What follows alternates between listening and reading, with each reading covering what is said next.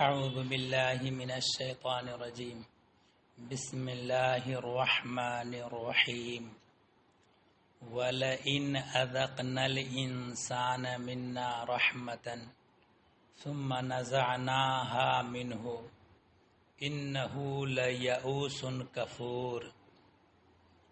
اور اگر ہم آدمی کو اپنی کسی رحمت کا مزہ دیں،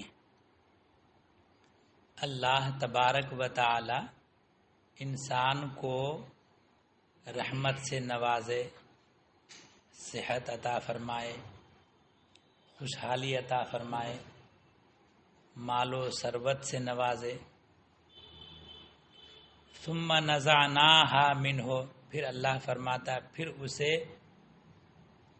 اس سے چھین لیں، یعنی صحت عطا کی، اس کے بعد اللہ تبارک و تعالی بیماری میں اس کی آزمائش فرمائے، خوشحالی کے بعد تنگ حالی میں مبتلا کرے،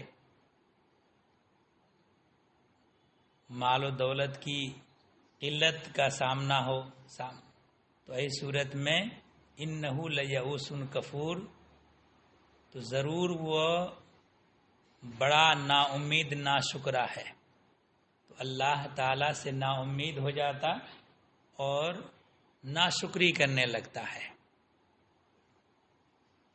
وَلَئِنْ أَذَقْنَاهُ نَعْمَاءَ بَعْدَ ضَرَّاءَ، اور اگر ہم اسے نعمت کا مزہ دیں اس مصیبت کے بعد جو اسے پہنچی، تو کوئی انسان زمانے تک بیماری میں مبتلا رہے، پھر اس کے بعد اللہ تبارک و تعالی اسے صحت و سلامتی عطا فرمائے، یا زمانے تک وہ تنگی کا شکار رہے، پھر اللہ تبارک و تعالی اسے دولت و ثروت سے نوازے، تو غرض یہ کہ مصیبت کے بعد تنگی اور مشقت اور پریشانی اور تنگ حالی کے بعد اللہ تبارک و تعالی صحت و سلامتی اور خوشحالی سے نوازے، تو حال کیا ہوتا ہے؟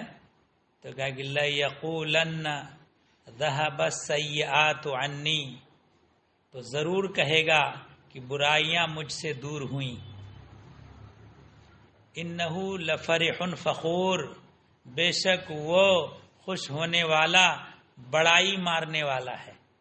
اب جب تنگی کے بعد خوشحالی آتی ہے تو بڑائی ماننے لگتا ہے، حالانکہ چاہیے کہ وہ اللہ کا شکر ادا کرے، اللہ کا احسان مانے، تو وہ بجائے شکر گزار ہونے اور حق نعمت ادا کرنے کے وہ بڑائی مارنے لگتا ہے۔ إِلَّا الَّذِينَ صَبَرُوا وَعَمِلُوا الصَّالِحَاتِ، مگر جنہوں نے صبر کیا اور اچھے کام کیے، یعنی اگر نعمت کے بعد صحت و سلامتی خوشحالی کے بعد اگر اللہ تبارک و تعالی بیماری سے آزمائے یا تنگی سے آزمائے، تو صورت میں وہ اللہ کی رحمت پر امیدوار رہتا ہے، نیک بندہ جو ہوتا ہے۔ اور اگر صحت و سلامتی اور خوشحالی کے بعد اسے یہ تنگی اور مشقت کے بعد بیماری کے بعد اسے صحت و سلامتی عطا کرے اور مال و دولت عطا کرے، تو کچھ ایسے اللہ کے نیک بندے ہوتے ہیں جو اللہ کی نعمت کا حق ادا کرتے ہیں، اس کا شکر ادا کرتے ہیں، اور نعمت کا حق ادا کرنا، صحت دی ہے اللہ تعالیٰ نے تو صحت کے مطابق اپنے کو عبادت میں لگانا، مال و دولت دیا ہے تو اللہ کی راہ میں خرچ کرنا، یہ اس کا شکر بجا لانا ہے۔ تو صبر کیا اور اچھے کام کیے، اولئک لہم مغفرۃ واجر کبیر، ان کے لیے بخشش اور بڑا ثواب ہے۔ تو جو مصیبت پر صبر کرے اور نعمت پر شکر ادا کرے اور ایمان کے ساتھ نیک اعمال کرے تو اللہ تبارک و تعالی ان کو بخش دیتا ہے اور ان کو بہت بڑا ثواب عطا فرماتا ہے۔ فَلَعَلَّكَ تَارِكٌ بَعْضَ مَا يُوحَىٰ إِلَيْكَ وَضَائِقٌ بِهِ صَدْرُكَ، تو کیا جو وحی تمہاری طرف ہوتی ہے اس میں سے کچھ تم چھوڑ دو گے؟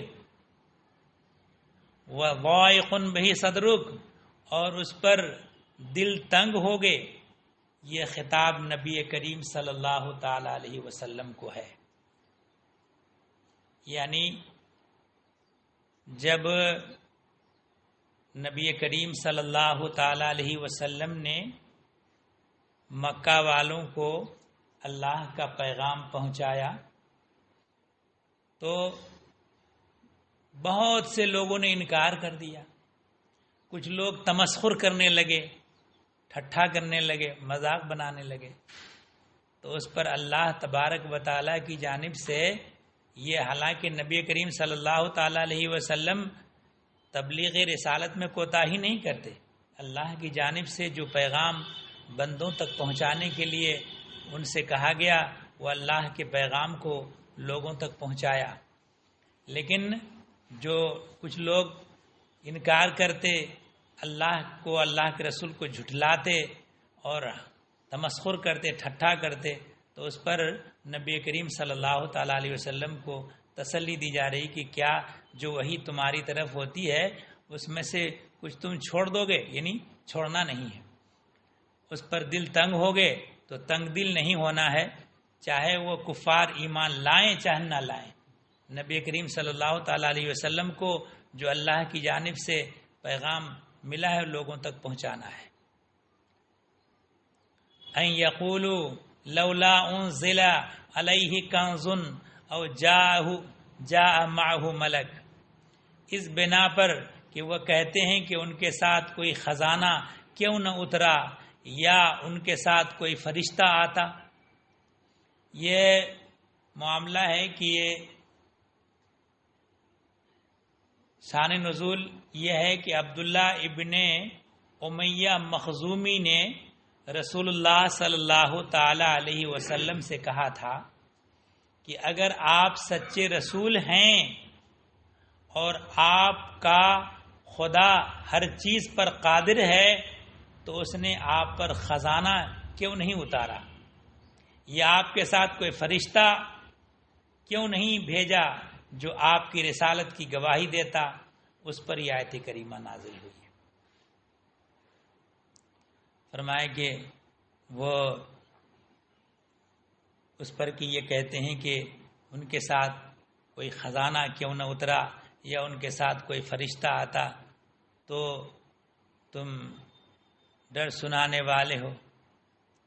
کہا کہ انما انت نذیر واللہ علی کل شیء وکیل، تم تو ڈر سنانے والے ہو، یعنی اگر لوگ ایمان نہ لائیں تو یہ تم سنانے والے ہو کہ اللہ تبارک والا تمہیں اپنی گرفت میں لے گا، سخت عذاب دے گا، تو تمہارا کام تو لوگوں کو ڈر سنانا اور ایمان جو لائیں ان کو خوشخبری دینا ہے۔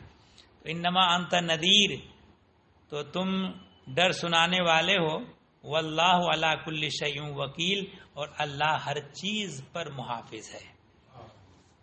ام یقولون افتراہ، کیا یہ کہتے ہیں کہ انہوں نے اسے جی سے بنا لیا؟ معاذ اللہ کچھ لوگ یہ کہتے کہ قرآن کریم کو نبی کریم صلی اللہ تعالیٰ علیہ وسلم نے خود سے بنایا ہے، گڑھ لیا ہے، یہ اللہ کا کلام نہیں ہے۔ تو اس پر فرمایا گیا کہ ام یقولون افتراہ، کیا یہ کہتے ہیں کہ انہوں نے اسے جی سے بنا لیا، اپنے دل سے بنا لیا، گڑھ لیا ہے؟ قل فَأْتُوا بِعَشْرِ سُوَرٍ مِثْلِهِ مُفْتَرَيَاتٍ، اگر تم یہ کہتے ہو کہ محمد صلی اللہ تعالیٰ علیہ وسلم نے اسے اپنے دل سے گڑھ لیا ہے، تو ایسی بنائی ہوئی، تم لوگ تو فصیح و بلیغ ہو، عربی زبان سے واقف ہو، قادر الکلام ہو، فصاحت و بلاغت تمہارے اندر ہے، تو اس کے مثل 10 صورت تو بنا کے لیا۔ لیکن جب انسان کا بنایا ہوا تو تم بھی بنا سکتے ہو. تو گئے کہ قل فأتوا بعشر سور مثلہ مفتریات، تو فرماؤ کہ تم ایسی بنائی ہوئی 10 صورتیں لے آؤ.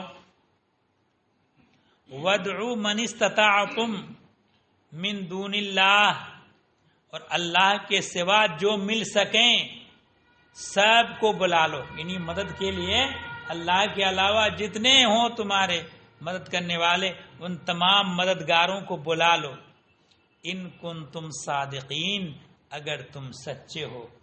کس بات میں؟ اس بات میں کہ یہ محمد صلی اللہ علیہ وسلم نے اپنے دل سے گڑھ لیا ہے، اللہ کا کلام نہیں ہے. اس بات میں اگر تم سچے ہو تو تمام اللہ کے علاوہ جتنے ہیں سب کو بلا لو، سب مل کر کے اس کے مثل 10 صورتیں بنا کے تو لے آؤ.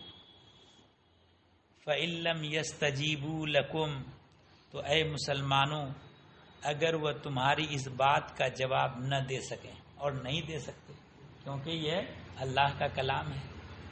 فَاعْلَمُوا أَنَّمَا أُنزِلَ بِعِلْمِ اللَّهِ، تو سمجھ لو کہ وہ اللہ کے علم ہی سے اترا ہے، یہ اللہ ہی کے علم سے اترا ہے. وَأَن لَّا إِلَٰهَ إِلَّا هُوَ، اور یہ کہ اس کے سوا کوئی سچا معبود نہیں. فَهَلْ أَنْتُمْ مُسْلِمُونَ، تو کیا اب تم مانو گے؟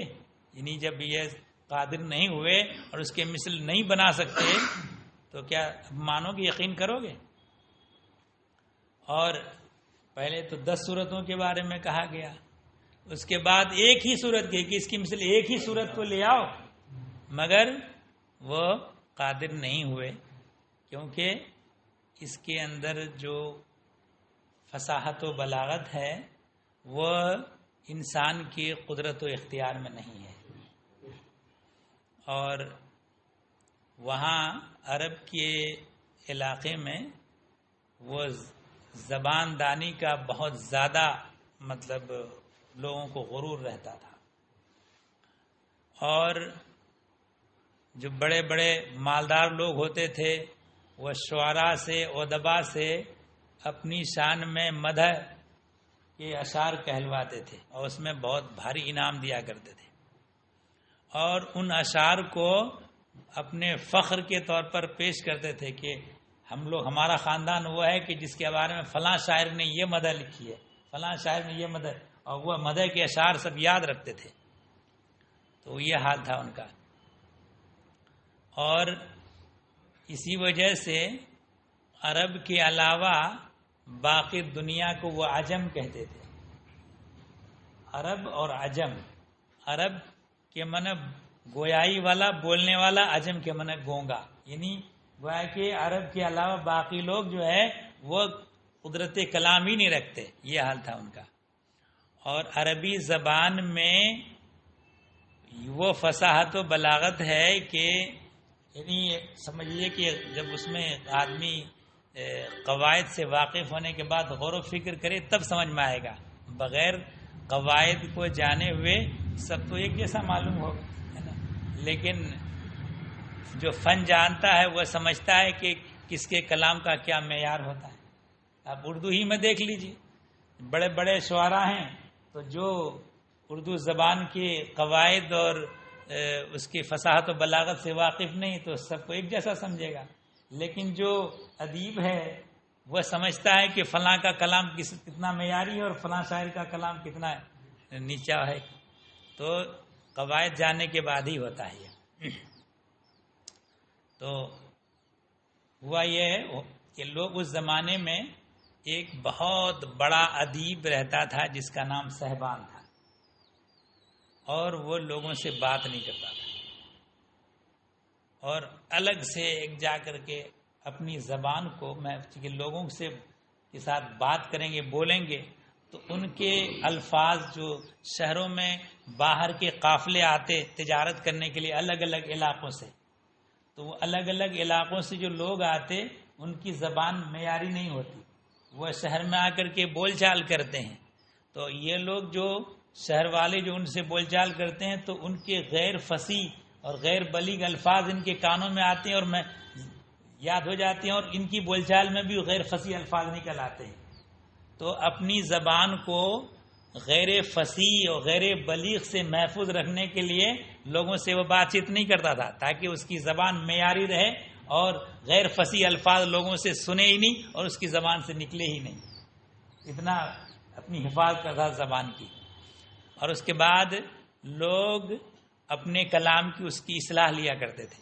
تو اصلاح کا طریقہ یہ تھا کہ اپنا اپنا کلام لکھ کر کے خانہ کعبہ کی دیوار پر لٹکا دیا کرتا. اور وہ ہفتہ میں ایک دن آتا تھا, نظر ڈالتا تھا اور اس کے بعد جس کے کلام میں جو کمی ہوئی لکھ دیتا تھا اور چلا جاتا. بات چیت کسی سے نہیں کرتا تھا. تو ایک صحابی نے کہا کہ اچھا ہم قرآن کریم کی ایک سورت جو لٹکا دیں کہ کس پر کیا ریمارک کرتا ہے. تو انا جو سورہ کوثر ہے, انا آتینا کل کوثر, انہوں نے لکھ کر کے لٹکا دیا. اس کے بعد صاحبان آیا اور ہر ایک کلام پر جس پر اپنا جو لکھنا ہوتا لکھتا ہوا چلا گیا. اور جب انا آتینا کل کوثر پر نظر پڑی دیکھتا رہا. اس کے بعد اس کے نیچے لکھ دیا ما ھذا کلام البشر, یہ کسی انسان کا کلام نہیں ہے نا. تو یہ ہے کہ وہ جانتا تھا اتنا بڑا ادیب اور فصیح اور بلیغ ہو کر کے کہ انسانی قدرت کہاں تک ہے اور اس قدرت سے یہ بہت ماورا چیز ہے. اس لیے انسان کی قدرت کی وہاں تک رسائی نہیں ہے کہ وہ اتنا فصیح و بلیغ کلام پیش کر سکے. تو اس لیے قرآن کریم میں جا بجا ان کو چیلنج کیا گیا کہ تم لوگ اگر کہتے ہو کہ اللہ کا کلام نہیں تو اس کی مثل ایک صورت ہی تو لا کے پیش کرو.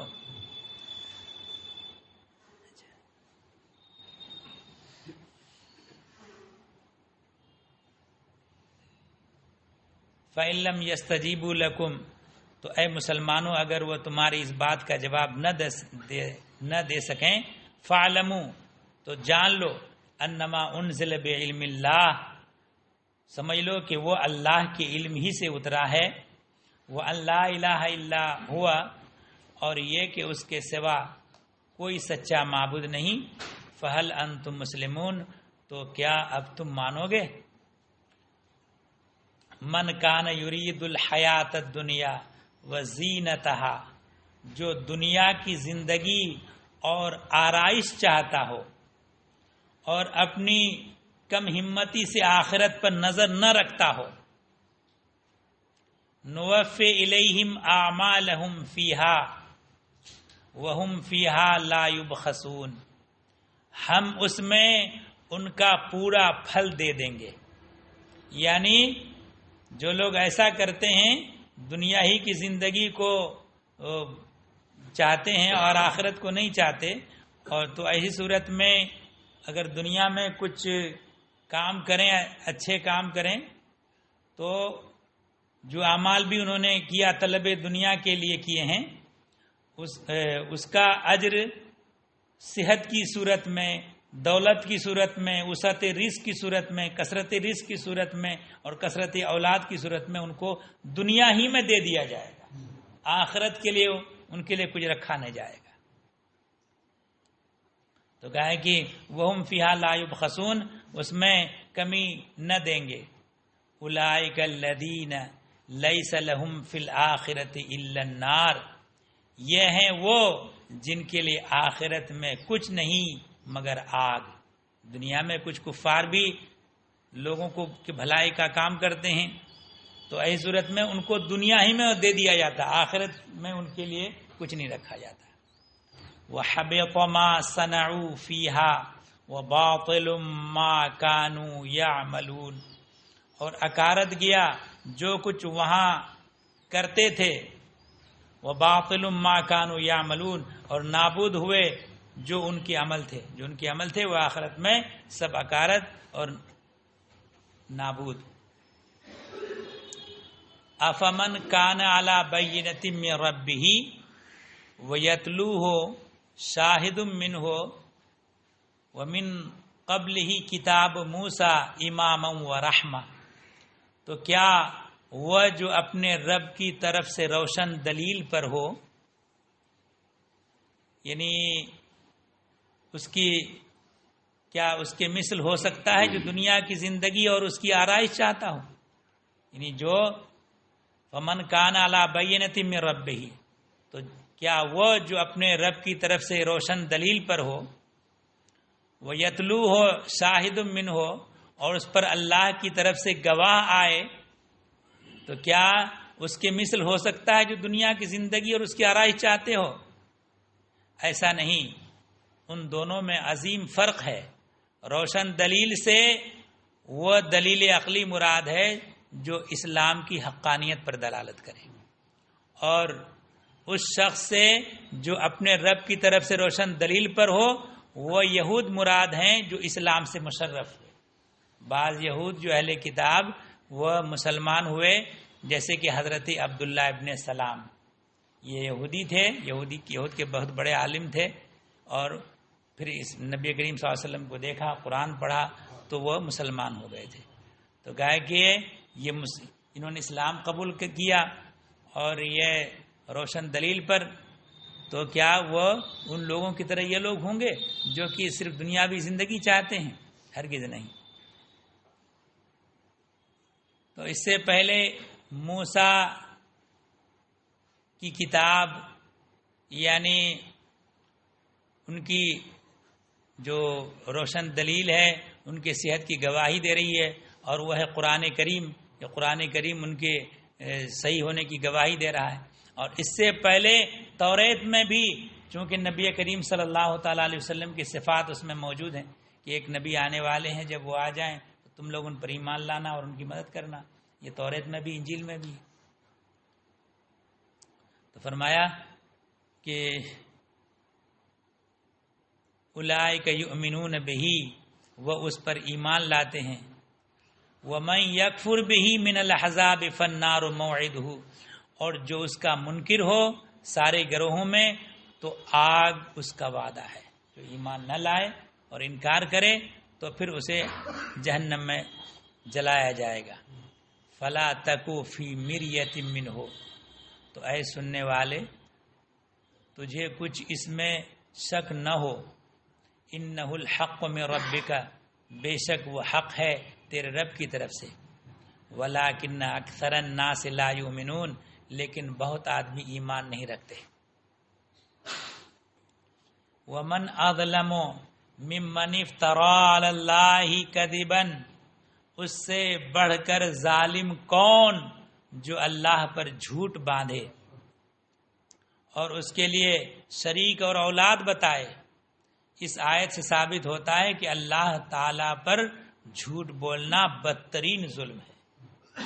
اور معاذ اللہ آج بھی کچھ لوگ ہیں کہ معلوم نہیں ہے اور پھر بھی کہتے ہیں کہ اللہ تعالیٰ نے فرمایا، معاذ اللہ۔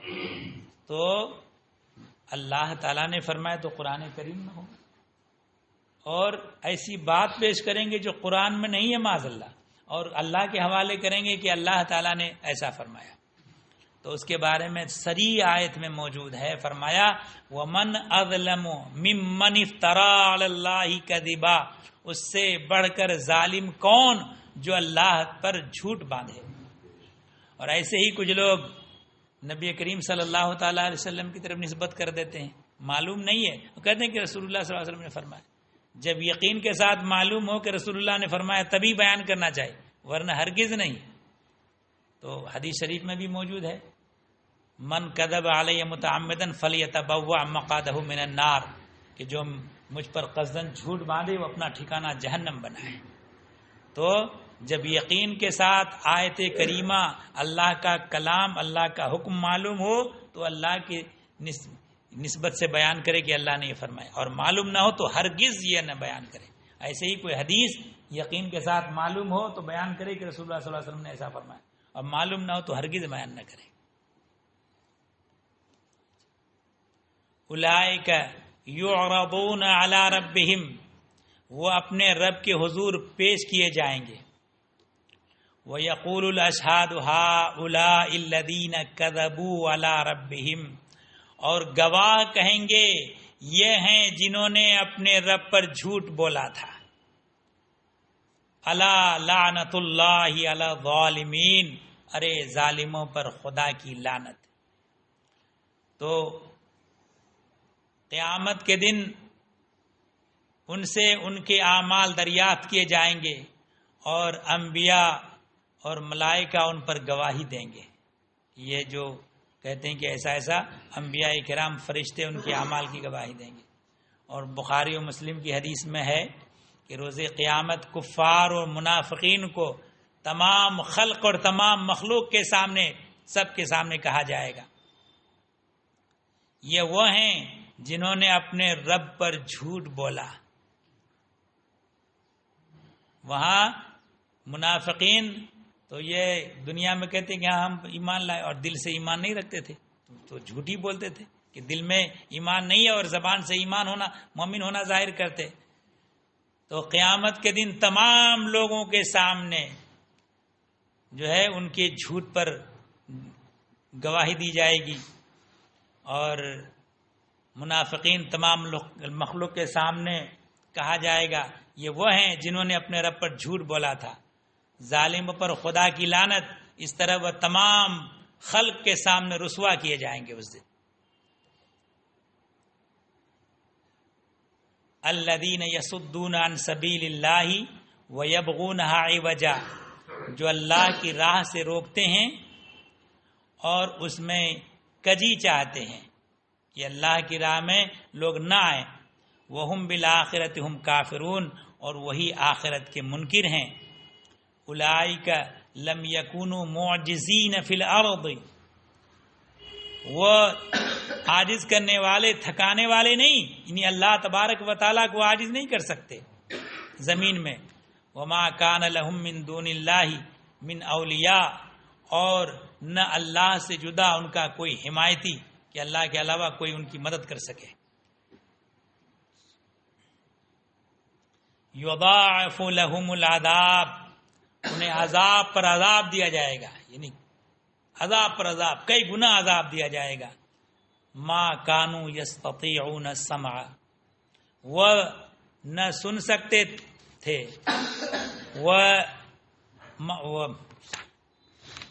وما کانوا یبصرون، وہ نہ سن سکتے اور نہ دیکھتے.